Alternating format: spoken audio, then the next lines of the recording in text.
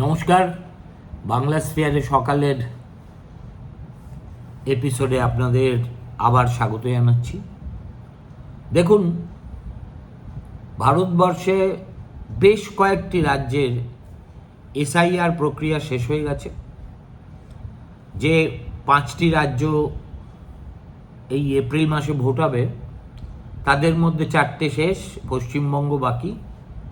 এছাড়াও গুজরাটে শেষ হয়ে গেছে, রাজস্থানে শেষ হয়ে গেছে, মধ্যপ্রদেশে শেষ হয়ে গেছে, ছত্তিশগড়ে শেষ হয়ে গেছে, গোয়াতে শেষ হয়ে গেছে, আন্দামানে শেষ হয়ে গেছে, লাক্ষাদ্বীপেও শেষ হয়ে গেছে। পশ্চিমবঙ্গ ছাড়া কোথাও, আবার রিপিট করে বলছি, কোথাও এসআইআর নিয়ে এই ধরনের ঝঞ্ঝাট তো দূরস্থান, ছোটোখাটো ঝঞ্ঝাটও হয়নি। এবং আপনারা শুনলে অবাক হয়ে যাবেন যে নরেন্দ্র মোদী অমিত শাহর রাজ্য গুজরাটে সবচাইতে বেশি সংখ্যক ভোটার পুরনো তালিকা থেকে বাদ পড়েছেন।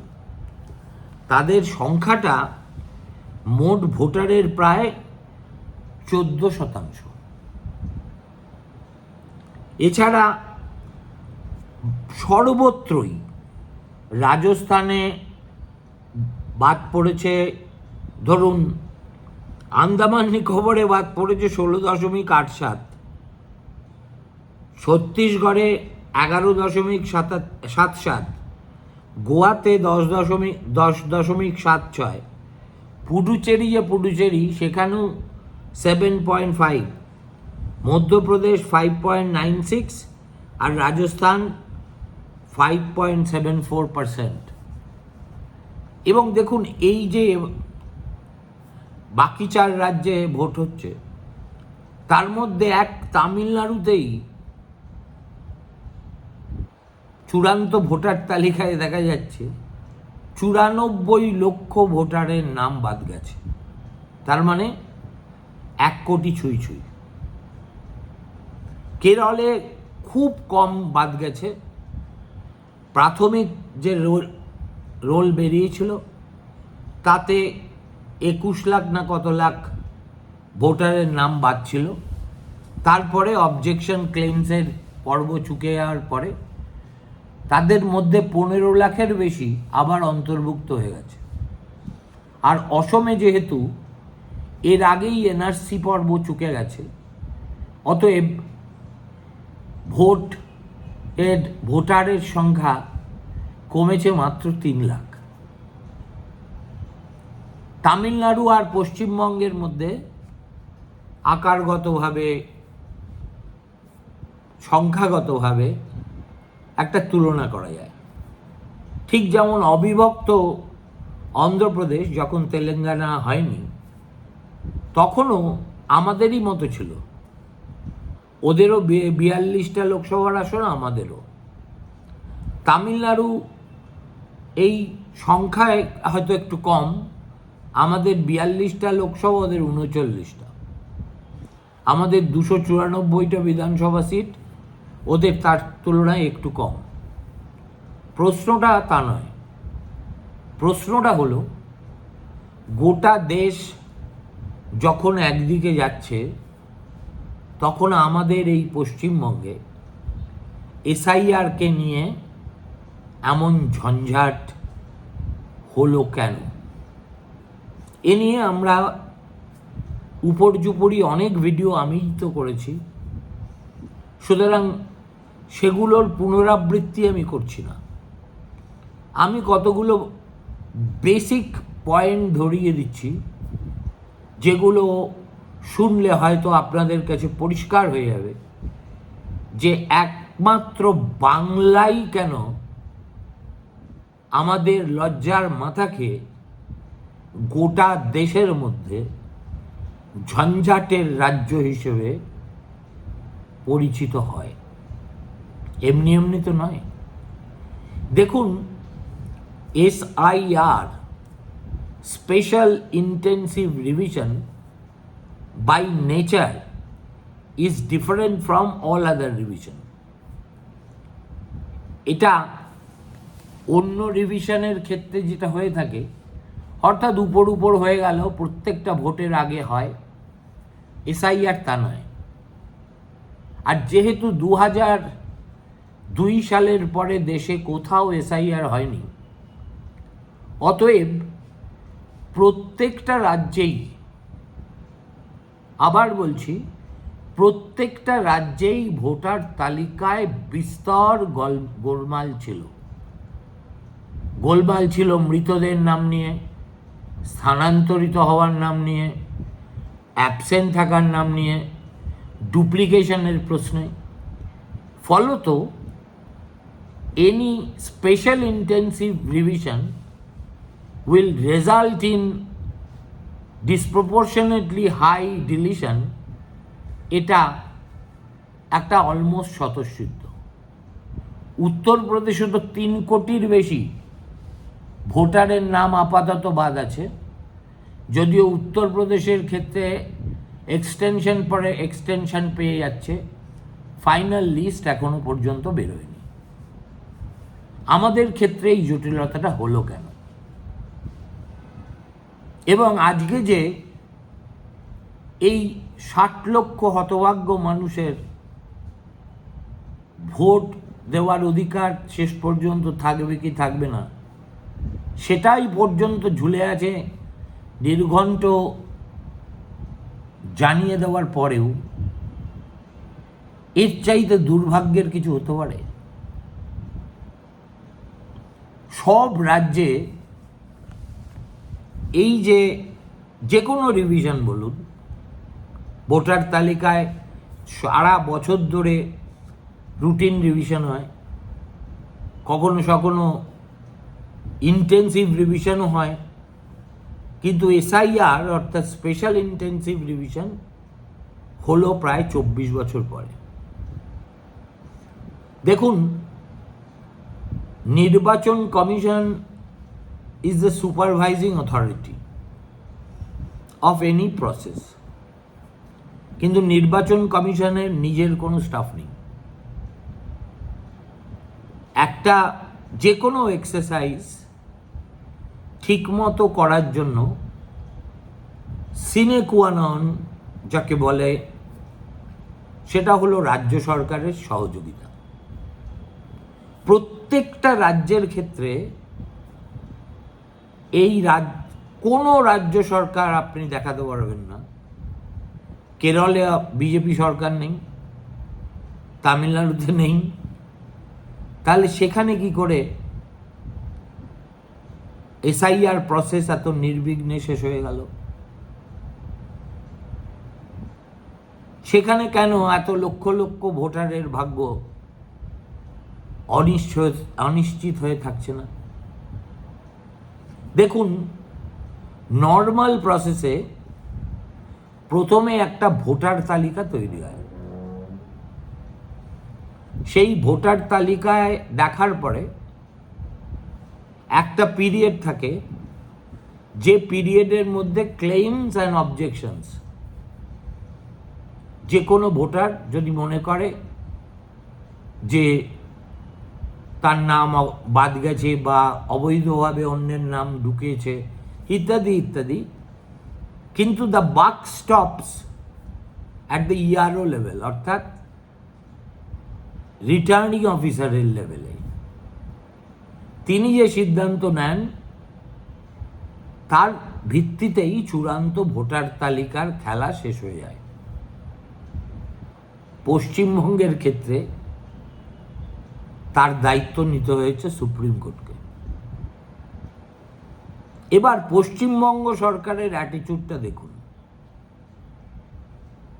পশ্চিমবঙ্গ সরকারের মুখ্যমন্ত্রী এসআইআর ঘোষণার আগে থেকেই এসআইআরের বিরুদ্ধে যুদ্ধ ঘোষণা করেছিলেন। বড় মুখ করে জনসভা থেকে বলেছিলেন, এ রাজ্যে আমি এসআইআর হতে দেব না, দেব না, দেব না, দেব না, যা করে থাকেন। তার স্বভাবসুলভ হিস্টেরিয়াগ্রস্ত রিয়াকশন। একই কথা তিনি ওয়াকফ সম্বন্ধেও বলেছিলেন। তারপর কি হয়েছে সবচেয়ে ভালো জানেন ক্ষতিগ্রস্ত মুসলিমরা। এসআইআর এর ক্ষেত্রেও তাই। যেহেতু পশ্চিমবঙ্গ এখনো পর্যন্ত ভারতের অঙ্গ, রাজ্য ছাড়া আর কিছু নয়, অতএব বাকি সব রাজ্যে এসআইআর হবে, আর পশ্চিমবঙ্গে আমাদের রানীমা সেটাকে একাই আটকে দেবেন, এই ধরনের অবাস্তব চিন্তা একমাত্র সেই সরকারই করতে পারে যাদের মাথায় হয় বুদ্ধি নেই, কিংবা এত বেশি বদবুদ্ধি আছে যে তারা এর বাইরে কিছু ভাবতে পারেন না। তারপর যখন এসআইআর শুরু হয়ে গেল এবং রাজ্য সরকার বুঝল যে কোনো অবস্থাতেই এসআইআর ঠেকানোর জায়গায় তারা নেই, তখন তারা শুরু করলো অসহযোগিতা।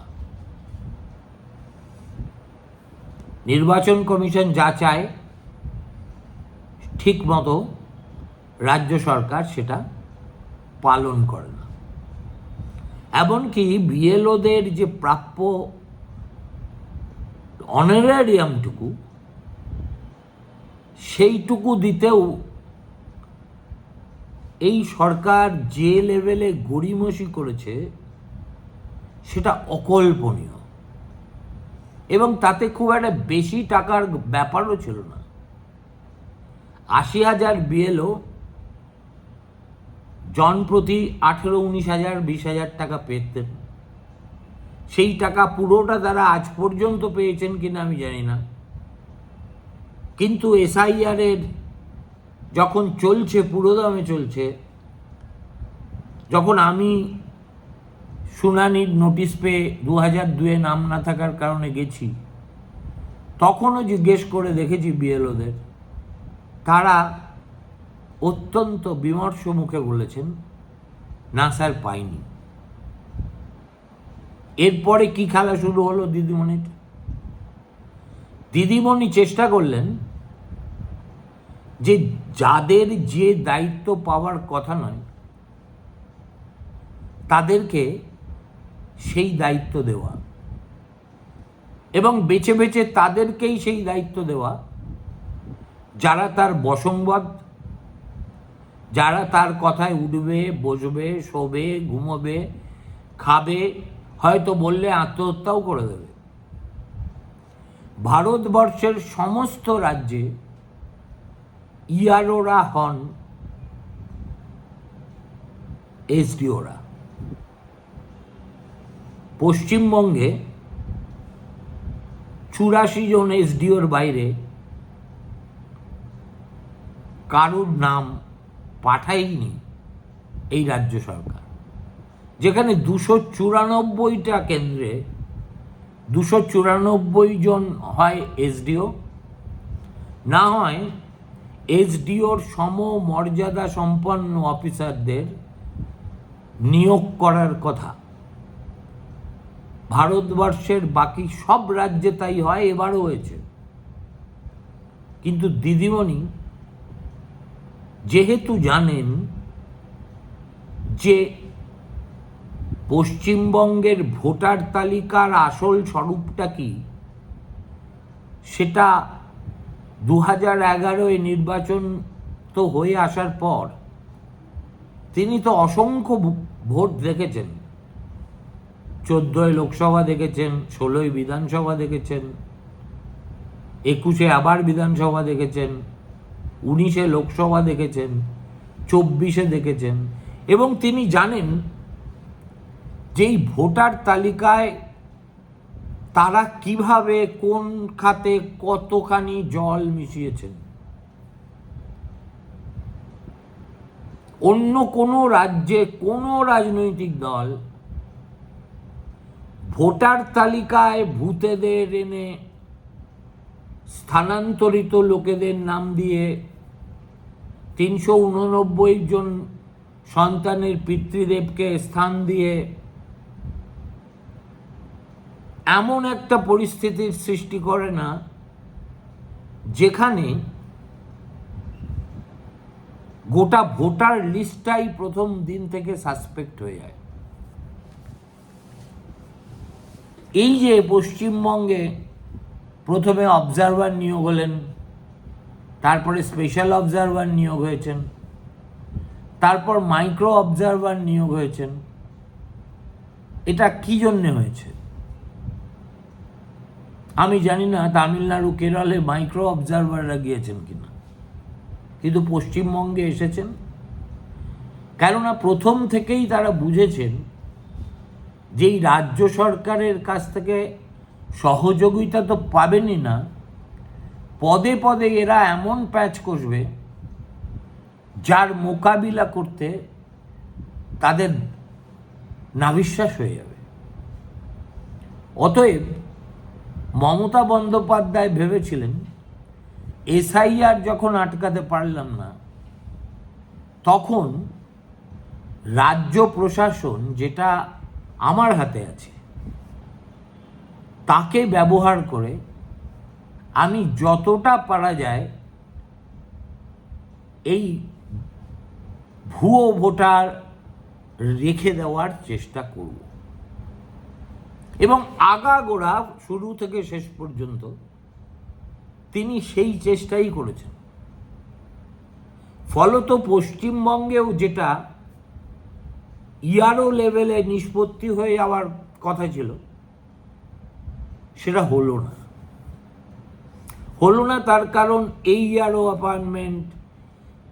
অ্যাপয়েন্টমেন্ট দেখলেন না শেষের দিকে গ্রুপে সরকারি কর্মী বলে কত ধরনের জালি লোককে রেকমেন্ড করে দিয়েছিলেন, হাজার হাজার। সুতরাং ভবিষ্যতে যখন পশ্চিমবঙ্গের নির্বাচনী ইতিহাস লেখা হবে, তখন মমতা বন্দ্যোপাধ্যায়ের blueprint, first for stalling this exercise and then ensuring that this exercise does not result in such mass scale deletion, সেটার ব্লুপ্রিন্টটা কি ছিল? যেটা সবচাইতে দুঃখের কথা, মমতা বন্দ্যোপাধ্যায়ের এই কি বলবো, একটা সম্পূর্ণ বেআইনি কাজে একেবারে উইলিংলি কমপ্লিসিট থেকেছেন আমাদের রাজ্যের আমলাকুলের একদম সর্বোচ্চ মহল থেকে নিচে বিডিও এবং তার নিচে অন্য যারা জেলা স্তরে প্রশাসনে আছেন, তাদের একটা বড় অংশ। অর্থাৎ 15 বছরে মমতা বন্দ্যোপাধ্যায় রাজ্যটাকে খাদের কিনারে নিয়ে গেছেন কিনা সেটা বড় কথা নয়, কিন্তু তিনি একটা কম্প্রাডোর ক্লাস, যেটাকে মাউসেতুং বলতেন, মুৎসুদ্দি শ্রেণী তৈরি করতে পেরেছেন আমাদের আমলাদের ভিতর, পুলিশের ভিতর এবং সব স্তরের আমলাদের ভিতর, যারা দে হ্যাভ এ স্টেক, একটা কায়েমি স্বার্থ আছে এদের, যে মমতা বন্দ্যোপাধ্যায় না থাকলে তাদেরও করে খাওয়া বন্ধ হয়ে যাবে। এটাও কিন্তু একটা গভর্নেন্সের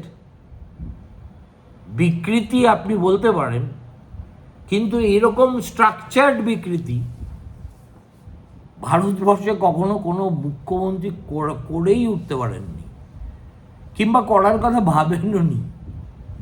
সেদিক থেকে মমতা এই কাজের জন্য গিনেস বুক অফ রেকর্ডে যেতেই পারে। সুতরাং রাজ্য সরকার সহযোগিতা করবে, নির্বাচন কমিশনের প্রয়োজন মতো এবং অনুরোধ মতো যা যা তারা চাইবেন সেগুলো সময়ে দেবেন, আর নির্বিঘ্নে কাজটা হয়ে যাবে। এটাই হচ্ছে সভ্য, যে কোনো সভ্য রাজ্যের নির্বাচনী প্রক্রিয়ার অ্যাকসেপ্টেড চরিত্র। এবার মমতা বন্দ্যোপাধ্যায় বুঝবেন